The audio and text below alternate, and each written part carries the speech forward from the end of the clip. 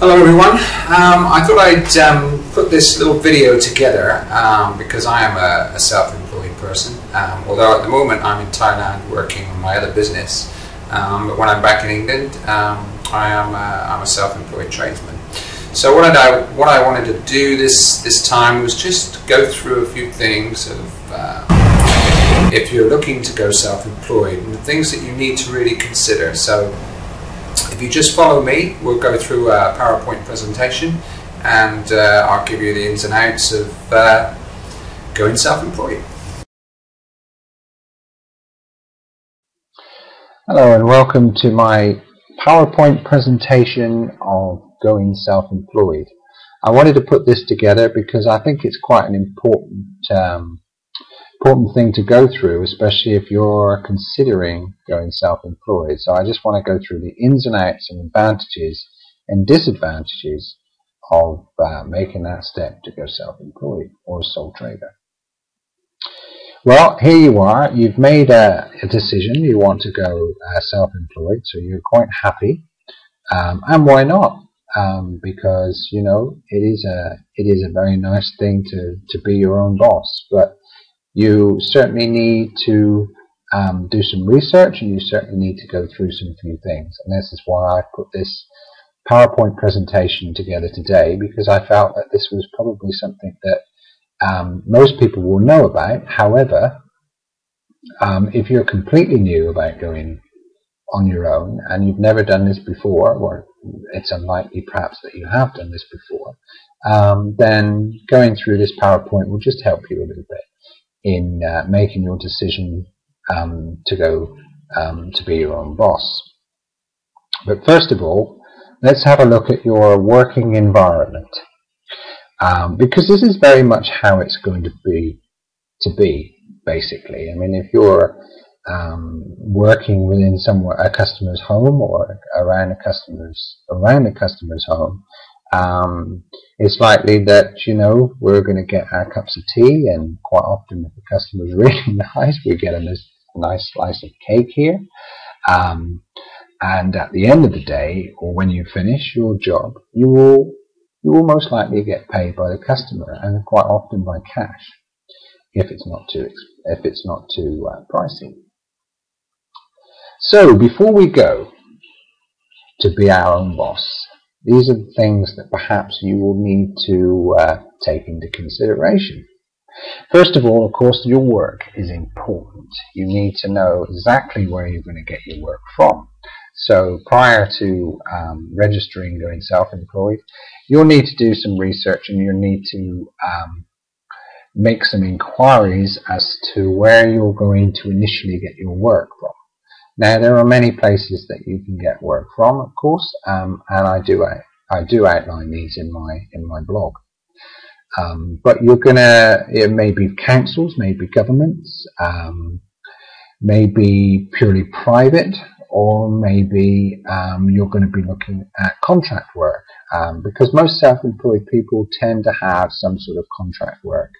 It is really your sort of bread and butter, if you like, to earning your income. So you're going to need to be sure that you have work lined up before you go.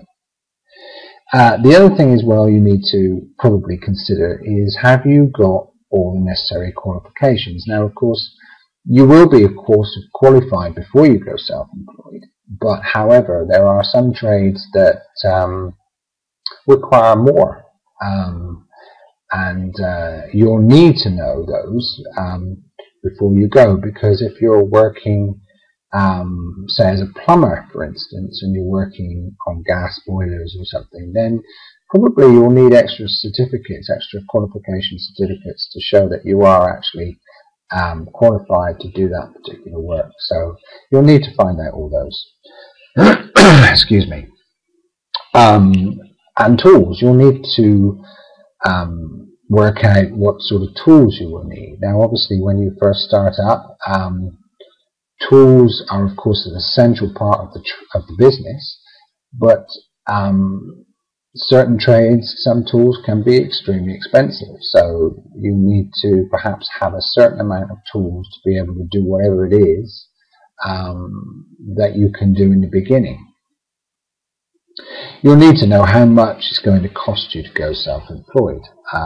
Cost here is really important. So sit down, work it all out, and then you can see how much it's actually going to be prior to earning any money. Because you might need to borrow some money here. Excuse me. You might need to actually borrow some money from the bank. There are, of course, government grants that you can apply for as well, and I will give you some information on that. And you can actually find that on my blog as well. Obviously, you need to inform the dreaded taxman on what date you intend to start. Ideally, you want to try and do the tax year, which is 6th of April to 5th. I think, or was it 5th to 6th? I never remember. But anyway, you know, that obviously makes it easier for everybody concerned if you can register at that time. Other things you'll need to think about: a rough budget to start your business. You know, you don't want to sort of like throw in the towel and then suddenly work out that in actual fact it's going to cost you a lot more than you anticipated. So get yourself, do yourself a little budget on how much all these bits and pieces are going to cost you to start up your business. The other thing you want to think about is, are you going to be a sole trader or a limited company? Excuse me, because most of the time you're probably likely to be a sole trader, but it may be more of an advantage to you, depending on your situation, to be a limited company. So there is another one as well, which I haven't put in there, but again, you need to just make some inquiries. It's more likely to be a sole trader, but I've just put that in there because it's possible. So as you can see, there are many things that you need to think about before you make that all-important life-changing decision, which it is when you go self-employed, when you're being your own boss. The other thing I would encourage you to do is go and have a word with your bank. They can be extremely helpful, especially with your financial planning or your business plan, because most of the time these days people need to have a business plan. Banks like to see a business plan, and it's not a difficult thing to do. And they are extremely helpful, although most people do tend to shy away from the banks these days. But they, you know, they've got some good areas, financial planning and little advisory. You know, you can go along to see an advisory person or whatever they call them, and they're pretty good. This here, the indemnity insurance, is of course you're going to need that. If you're going to work for a contract company, they will require an indemnity insurance. Now, indemnity insurances aren't expensive, but they just cover you for any unforeseen accidents or problems that may occur when you're out there doing your work. Now, I have got a very good one on my blog. You don't have to go for it if you don't want to, but it's Construct a Quote, and they do all that as well, plus all your different insurances. Sickness insurance, I have to say I don't have myself, but you really should, because although you may be extremely healthy at this moment in time, you don't know that's going to last. So sickness insurance is really something perhaps that you need to just have a look at. The other thing I would really think about is possibly a pension, or certainly a backup plan for your future. For instance, like me now, although I still work as a self-employed tradesman, I have another business online. So, you know, if I don't have any work, I've got some sort of backup system. And I actually enjoy working online, but it's not for everybody. Disadvantages. Okay, well, you're going to need to keep a record of all your expenditure and outgoings. You're going to need to keep a record of all your income, and this will be for over 5 years. In fact, I think it's now 6 years the taxman wants you to keep the record. So what I would tend to do is I would do both offline and online. So in other words, you can keep your record online, and also keep your records offline. So, you know, if you lose papers offline, you've got it online. If you lose online, you've got it offline. So it's just a bit of a backup, really. Depending on your trade or your occupation, you may very well have to attend more trainings to get more certificates, more qualifications, depending on what you're going in for. And these can be actually quite expensive, depending on your trade again. So you need to perhaps consider this. When on holiday, of course, you're not going to get paid. You're not going to get paid when you're sick, and you're going to get customers phoning you at all hours. Now, nothing wrong with it, because you want customers phoning you. That's where you're going to get your money. But sometimes it can be annoying getting the phone calls at 9 o'clock, 10 o'clock at night, when all you want to do is just kind of have time with your family or just kind of relax. So you've got to be prepared for this perhaps happening on weekends as well. You're going to have to do all your own advertising, both on and offline. That should be 2 F's there. Anyway, sorry about that. Because online, of course, this is where my expertise is. I love online marketing, and that's where I am. So if you do need any help with online advertising, then please get in touch. Let me know. You can contact me from my blog easily, and I can help you with that. The advantages. Well, working when you want, and time is your own. However, going self-employed, we tend to work longer hours. But, if you want to have some time off in the afternoon and work in the evening, providing the customers are happy with that situation, then that's the beauty of it. You can work on Saturday, Sunday, whatever, whenever you like. There's no one actually telling you what to do, except, of course, the customer, who is your boss, really. But apart from that, no one else is going to really be telling you what. Everything is all done through your own, so that's fantastic. And it is nice. It's a nice feeling. You can obviously choose to earn however much you are capable of earning in the hours that you want to work, because most of the time, of course, we are labor intensive, so we've only got so many hours in the day, and so therefore we can only earn so many of those hours.